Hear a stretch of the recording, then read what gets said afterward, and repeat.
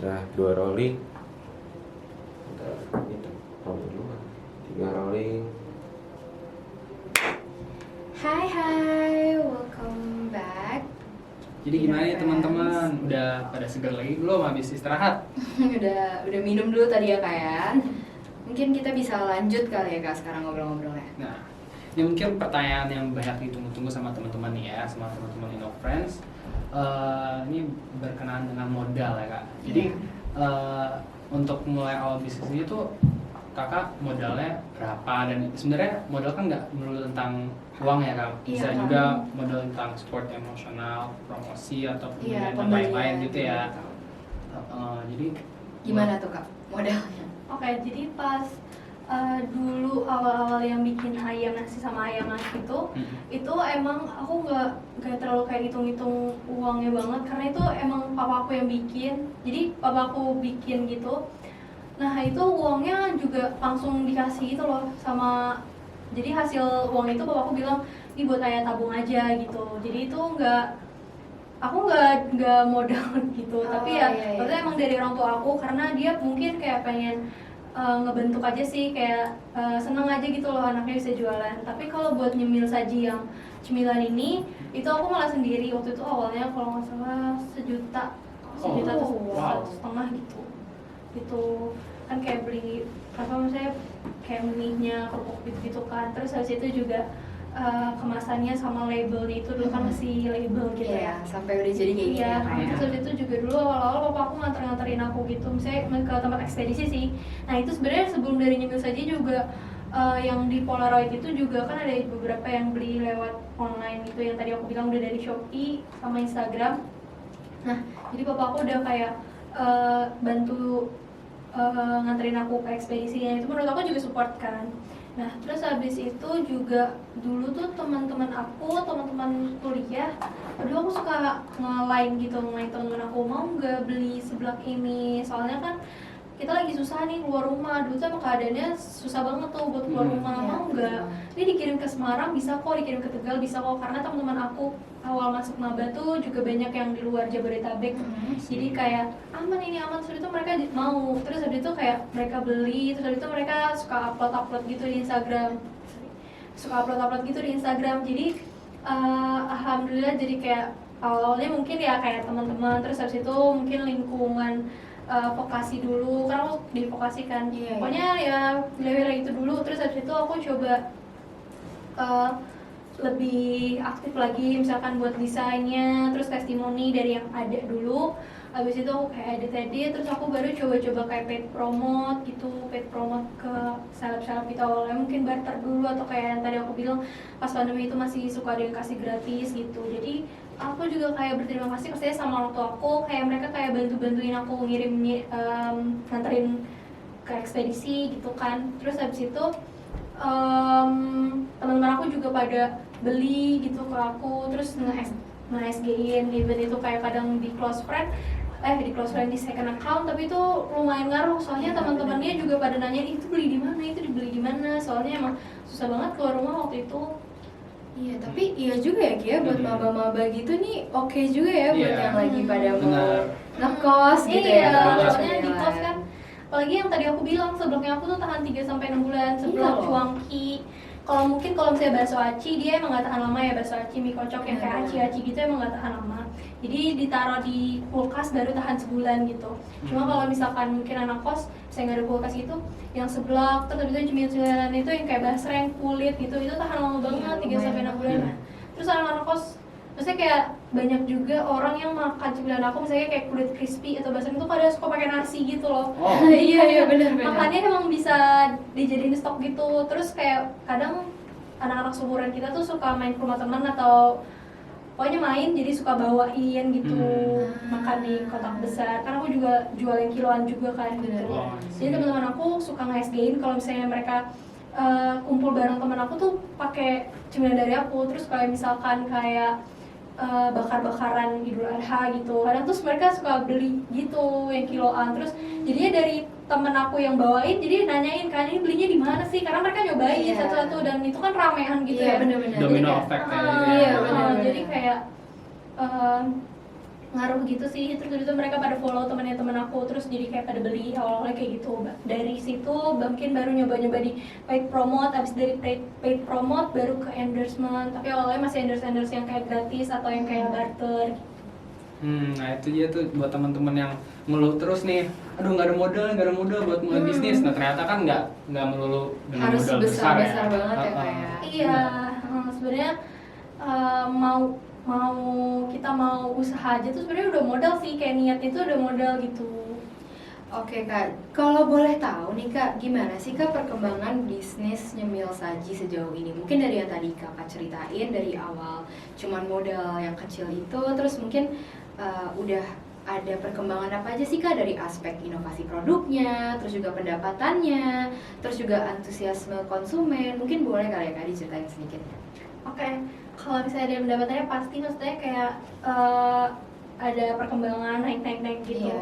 Jadi dulu awal-awalnya itu aku dulu tuh awal jualan banget, dapetin keuntungan 1 juta aja tuh kayak masih susah ya. Keuntungan 1 juta itu masih susah. Jadi aku tuh ada hitungannya dimana aku jualan cemilan plus jualan yang Polaroid aja itu, 2 itu aja baru kayak 1 juta sampai 1,5 juta sebulan. Tapi menurut aku itu udah lumayan karena kan kayak anak kuliahan belum dapat kerjaan apa-apa, jadi tetap aja ada lumayan nih income 1 juta 2 juta. Tapi lama-lama aku ngerasa di cemilan ini potensinya lumayan besar karena kan open reseller. Nah ternyata lama-kelamaan dari satu reseller aja tuh bisa dia beli banyak. Ternyata keuntungan dari satu reseller misalnya 4 juta bersihnya gitu. Jadi kayak wah ternyata gue bisa dapetin 4 juta ini dari satu orang doang gitu. Jadi berkembang tuh kayak gitu. Nah dulu awal-awalnya itu aku nargetin diri aku kayak aku nyari tahu sih sebenarnya berapa gaji magang. Terus habis itu aku cari tahu biasanya mungkin gaji magang itu macam-macamnya, ada 500.000 sampai 1,5, tapi biasanya 1,5-an gitu ya. Nah jadi aku mikirnya kayak gimana caranya aku bisa dapetin 1,5 juta tanpa aku harus kerja sama orang lain. Nah awalnya kayak gitu, akhirnya kayak alhamdulillah terwujud gitu. Terus habis itu aku nyari tahu lagi berapa sih UMR. Nah itu sesuaiin aja di domisili kalian. Saya di Jakarta berapa, di Bandung berapa. Nah aku ngerasa waktu itu UMR aku cari-cari tahu misalnya 4 jutaan. Terus aku kayak mikir kayak bisa nggak sih tanpa kerja sama orang lain dapat 4 juta sebulan dari hasil jualan aku. Terus kayak wah ternyata bisa. Terus itu kayak gitu terus kayak bisa nggak sih dapat misalnya 10 juta pertama gitu ya, 10 juta per bulan. Karena kan kalau misalnya kita kerja buat gaji 10 juta tuh juga lumayan susah kan, karena kan nyari kerja juga susah ya, nyari kerja susah. Terus itu kayak udah dicoba rajin posting, rajin yang kayak gitu-gitu. Terus udah akhirnya saya dapat 10 juta. Nah udah lama-lama aku kayak men-challenge diri aku bisa ngasih 50 juta per bulan. Mungkin ini kan judulnya dengan omset 3 digit per bulan. Benar banget. Nah itu alhamdulillah sekarang kayak gitu. Nah itu dimulai itu dari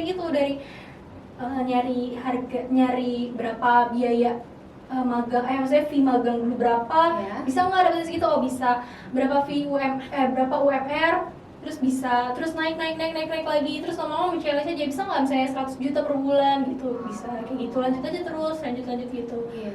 Jadi Terus kakak men-challenge diri sendiri iya, untuk naik terus gitu ya kak? Iya itu kalau dari segi pendapatan itu ya.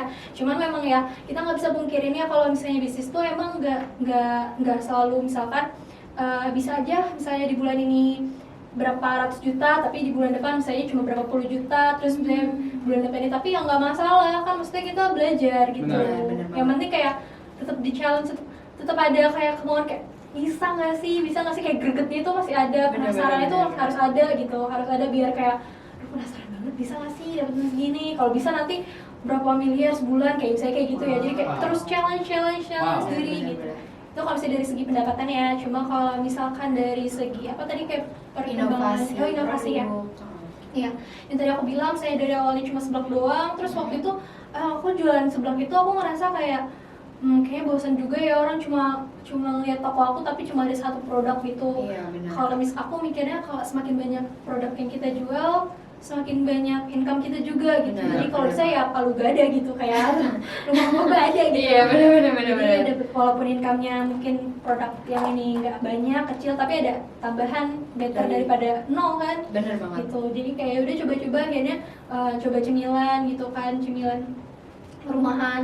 Nah Dulu tuh kan yang aku bilang tadi tuh aku jual basreng tipis itu. Nah mungkin sekarang udah banyak ya basreng tipis kayak gitu, dan aku juga agak struggle gitu karena banyak banget yang jual, juga jualnya murah-murah gitu kan.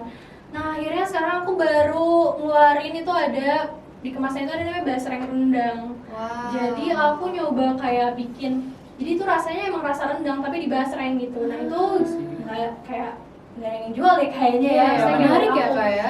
Jadi orang-orang udah tahu, oh iya basreng tuh enak, tapi ini ada nih yang rasa Rendang. baru. Nah, aku Iya, lagi iya. mau coba itu. Nah, terus aku juga mungkin ada PR. Aku kan cemilan itu udah banyak banget, gak cuma Iya. basreng doang, ada kayak mie kering, makaroni, gelung, kerupuk seblak, pokoknya ada macam-macam ya. Nah, aku ngerasa kayak aku butuh memviralkan produk lain juga. Iya, Jadi benar, orang tuh kenalnya nggak cuma basreng-basreng aja. Kalau misalnya orang cuma kenal saja itu basreng, ketika udah banyak yang jualan nanti susah gitu. Jadi aku sekarang juga masih proses menaiki tangga untuk bisa nge-upin beberapa menu itu sih, kayak yang tadi. Terus berkembang Iya, basreng rendang gitu. So aku juga coba kalau bisa ya bikin mungkin ada rasa-rasa lain, misalkan rasa kari atau rasa apa, pokoknya dicoba-coba iya. aja gitu. Walaupun nggak harus buru-buru ya. Jadi aku tuh emang kadang suka ada misalnya followers aku, kok bikin ini. Cuma aku kayak bilang, oke, makasih idenya, sarannya, nanti aku coba. Cuma aku emang nggak bisa yang buru-buru banget, yang penting kualitasnya oke gitu. Pokoknya pelan-pelan aja. Dan aku tuh punya satu quotes yang menurut aku jadi pegangan aku banget. Jadi quotes itu kayak slow progress is still a progress gitu. Jadi kayak sedikit apapun gitu. Iya. Kalau kalian jalan, tetap aja itu jalan. Apa-apa sedikit-sedikit gitu. Gak pernah buru-buru sih, kita tuh gak pernah berlomba sih menurut aku. Baby steps ya Kak. Iya, pelan-pelan aja. Quotesnya bagus banget sih ya Pelan-pelan, Kak. jadi Kenapa? jalanin terus, jangan sampai tiba-tiba udahan atau Iya, iya, konsisten. iya. Benar-benar. Nah dengan semua challenge itu Kak ya, kan pasti tantangannya banyak banget ya Kak.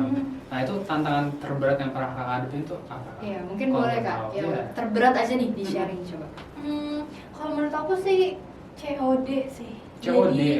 Jadi gini, kalau misalkan di marketplace itu menurut aku lebih banyak orang yang beli COD di Ah. marketplace apapun.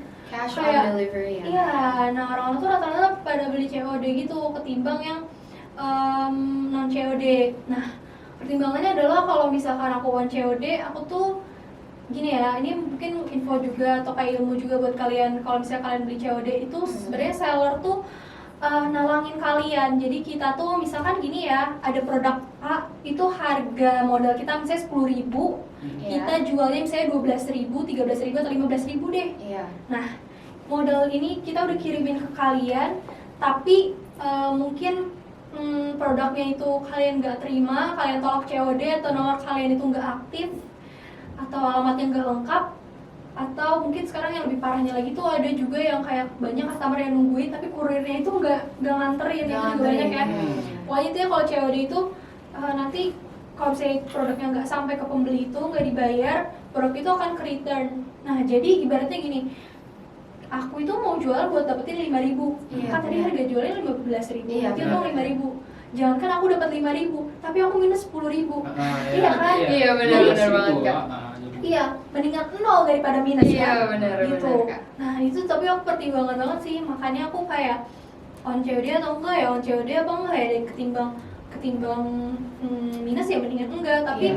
coba dilihat lagi datanya. Kalau misalkan emang masih nge-cover ya nggak apa-apa on COD. Makanya sekarang aku kalau di TikTok aku baru-baru ini on COD, soalnya aku ngerasa waktu itu aku setahun ini tuh aku off COD karena aku ngerasa mungkin di TikTok itu sistemnya kan video ya, setiap Iya, kali iya, FYP benar-benar. orang kayak mungkin FYP langsung aja pesan orang COD juga, orang Iya, belum bayar gitu iya, kan. iya. Nah, itu resikonya banyak banget, mungkin juga ada yang kayak bocil-bocil kayak gitu juga Ada ada yang asal-asal gitu makanya ya. takut, makanya takut dan- riskan banget. Iya, dan produk aku ini makanan, jadi kalau misalkan even tadi aku bilang tahan 3-6 bulan, tapi tetap aja ya aku kalau misalnya produknya return, jadi kalau produknya return itu biasanya dibalikin ke tempat aku, tapi nggak semua itu balik, bahkan kadang nggak balik sama sekali. Iya, kebanyakannya gitu ya. Even itu balik, nggak etis lagi aja sih Iya. kalau misalnya aku pakai lagi. Even Benar. tadi basreng itu tahan 3-6 bulan, tapi takutnya alot, takutnya kemasannya udah throwback atau berminyak atau gimana gitu. Jadi ya paling itu aku jadiin pajangan atau kayak ya pajangan untuk live atau apa gitu sih, untuk bahan konten aja gitu, nggak aku masak kayak gitu. Nah jadi mungkin itu sih COD tuh lumayan menjadi Risky banget ya Kak ya. Iya, mungkin sejauh itu sama mungkin kalau misalnya kita endorse itu tuh nggak selalu kita untung ya, nggak selalu kita balik modal, tapi aku selalu nerapin kalau misalnya endorsement itu ya untuk brand awareness aja, biar orang tuh tahu, biar kayak oh ternyata ini tuh buzzer yang dimakan sama Natasha Farasha loh, ini buzzer yang dimakan sama Keanu loh, ini buzzer yang dimakan sama Tashi gitu, merah LV-nya. Nah itu kan biar orang tuh oh jadi tahu gitu, terus jadi brand trust aja gitu. Meskipun pas misalnya aku habis di-post sama seleb A ini nggak langsung balik modal, tapi tetap aja ada konten, ada video yang bisa aku pakai gitu. Bener untuk bahan banget. promosi atau Bener bahan ads atau apa. Kalau endorsement aku masih bisa itu ya, masih bisa nggak apa-apa kok kalau misalnya nggak balik modal. Emang tujuan endorsement tuh untuk brand awareness, brand trust itu sih gitu. Nah jadi aku ya udah kayak misalnya jualan tuh ya legowo juga. Kadang ada juga teman-teman aku yang kayak takut buat endorse gitu kan, tapi kalau nggak endorse atau nggak ngelakuin promosi, orang nggak akan tahu even ini makanannya enak banget tapi orang nggak tahu gitu. Bener banget Kak, bener gitu. banget. Pas banget nih ya, tadi kakak udah mulai bawa-bawa promosi. Pertanyaan kita yang selanjutnya nih, kebetulan kita mau bahas sedikit promosi kakak di TikTok dan IG ya Kak, karena kan rame banget ya Ki, udah sempet lihat belum Ki? Keren banget promosi di TikTok sama IG. Kita sebenarnya mau tahu nih Kak, emang sih kalau sekarang ini kan promosi kayaknya yang paling efektif ya dari kedua platform itu ya Kak ya. Cuman gak semua orang juga bisa survive gitu promosi lewat situ. Mungkin ada tipsnya kali ya Kak ya? Strategi Gimana sih awalnya caranya mungkin buat bangun? orang mulai startnya itu kan mungkin susah ya Kak. Iya benar, apalagi bangun followers, kayak itu kan gila. Kakak juga udah banyak banget kan ya followersnya. Jadi kita mau tahu deh Kak, ini gimana sih caranya biar bisa ngebangun social media brand kita, bisnis kita. Kalau aku awal yang paling dasar banget menurut aku IG, si IG-nya itu menurut aku IG itu benar-benar utama banget. Kadang orang tuh suka liatnya dari IG dulu. Terus mungkin kita bisa ini juga nih, desainnya, highlightnya, bio-nya, pokoknya semuanya lengkapin gitu. Terus habis itu mungkin ada Linktree atau Instabio. Pokoknya gunakan fitur di aplikasi itu sebaik mungkin biar kita juga mendapatkan pendapatan maksimal gitu. Jadi jangan sampai juga kita misalkan pakai Instagram tapi mungkin desainnya kurang menarik atau postingnya jarang-jarang gitu. Pokoknya kita rajin aja, mau viewersnya berapapun, karena kan ya tadi aku bilang ya di situ up and down, viewersnya juga kayak gitu, kadang rame, kadang enggak, kadang orang mungkin gak megang HP gitu kan. Tetap aja nggak apa-apa, tetap rajin aja, rajin upload, desainnya juga yang bagus, pokoknya lakuin aja yang terbaik. Nah dari Instagram itu baru aku buka-buka untuk media sosial, maksudnya marketplace yang lain. Dari Instagram itu baru buka misalnya ke Shopee. Waktu itu sih awalnya Shopee dulu sih. Nah menurut aku Shopee ini kan emang dia bentuknya itu emang marketplace ya, benar-benar aplikasi untuk berbelanja. Jadi awal-awalnya dari Instagram, terus itu ke Shopee. Akhirnya udah dapat orderan dari Shopee, terus akhirnya lama-lama reviewannya banyak, produk terjualnya juga banyak, reviewannya bagus-bagus, jadi orang trust gitu kan, orang mau beli udah banyak reviewannya. Terus habis itu buka Tokopedia ya udah lanjut. Nah kalau yang unik itu menurut aku TikTok, karena TikTok itu dia sebenarnya aplikasi entertainment sebenarnya banget ya, tapi dia aplikasi entertainment yang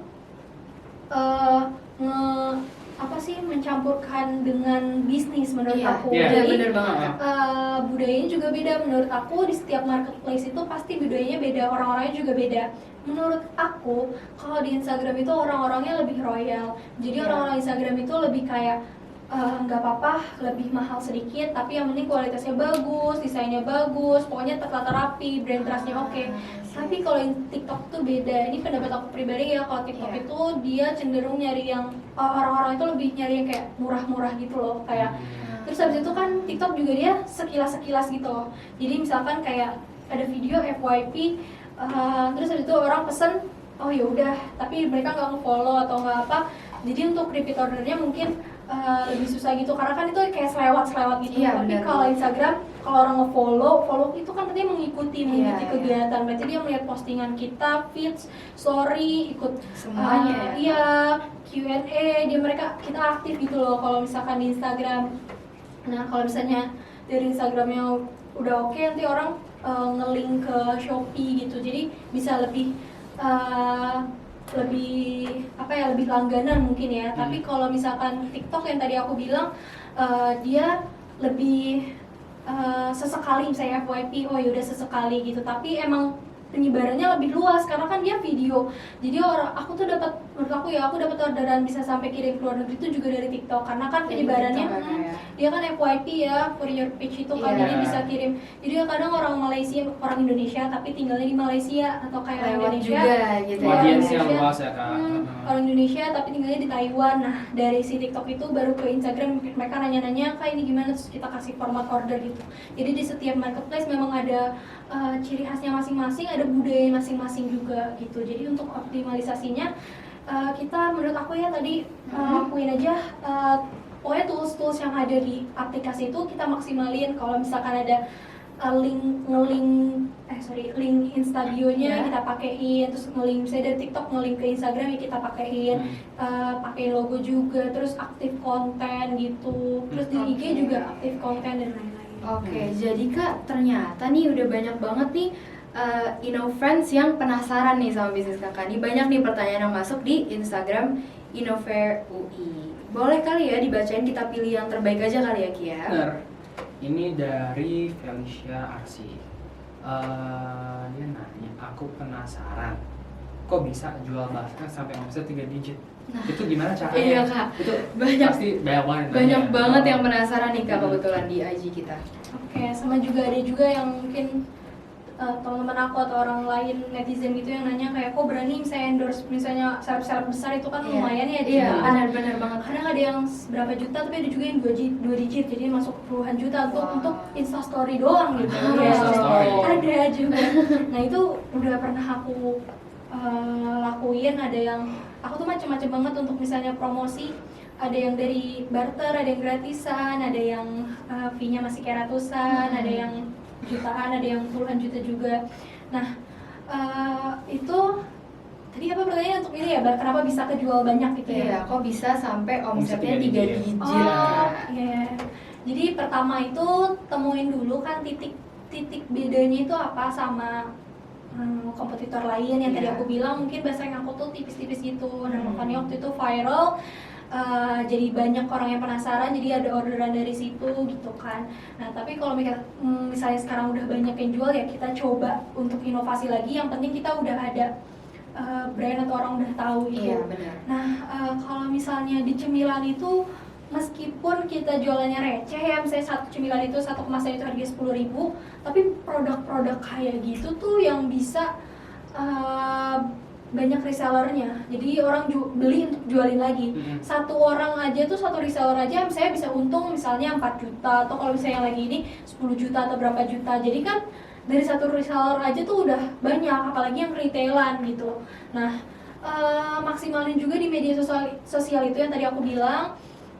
Kalau misalkan kalian mau endorsement, dipikir-pikir dulu ini potensinya besar atau tidak. Kalaupun emang nanti nggak balik modal harus legowo, tapi dijadiin ini aja, Pembelajaran ya. pembelajaran sama dibikin konten-konten aja. Jadi hasil endorsement itu bisa kita olah lagi gitu. Benar-benar, iya, Jadi, iya.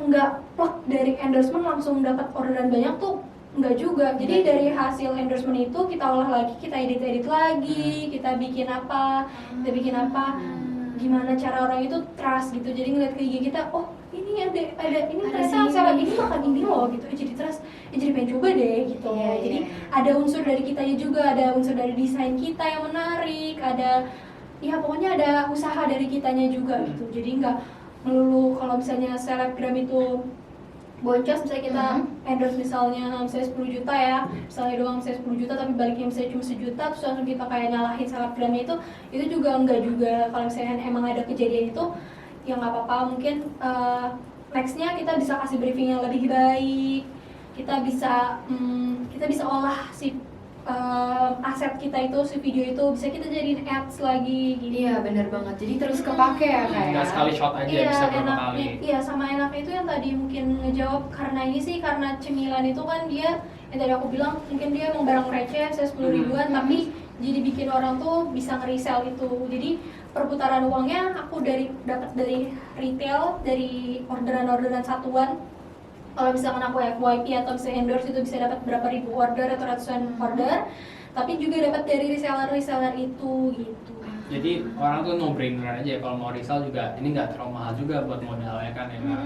Terus aku juga untuk reseller itu aku juga bisa di kemasan aku sama bisa di kemasan polosan. Jadi nanti kalian bisa beli ke aku itu kemasannya itu polos, jadi kalian tinggal tempelin aja logonya gitu. Kalian bisa beli yang kemasan polos atau kemasan nyemil saji, atau kalian bisa juga beli yang kiloan nanti di repacking lagi bisa. Itu sih sebenarnya cuma sistemnya aja gitu. Sistemnya mau ambil kemasan nyemil saji, mau ambil kemasan polosan, mau ambil kiloan nanti di packing lagi itu bisa. Nanti kalian bisa obrolin aja ke admin aku.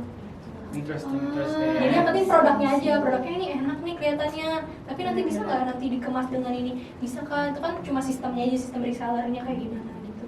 Tapi produknya oke nih, berpotensi.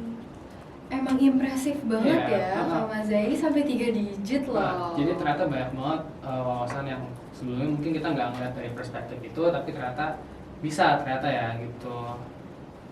Oke deh, kalau gitu mungkin satu pertanyaan lagi kali ya dari Instagram kita, karena banyak banget nih Kak pertanyaan yang masuk kebetulan.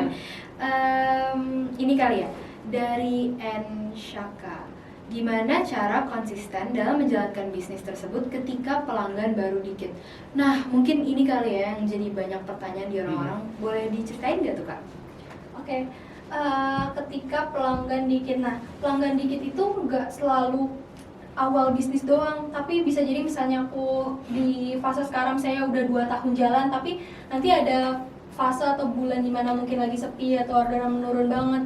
Misalnya orderan menurun 80%, 90%, nah mungkin itu kan yang tadi ditanyain gimana konsistennya.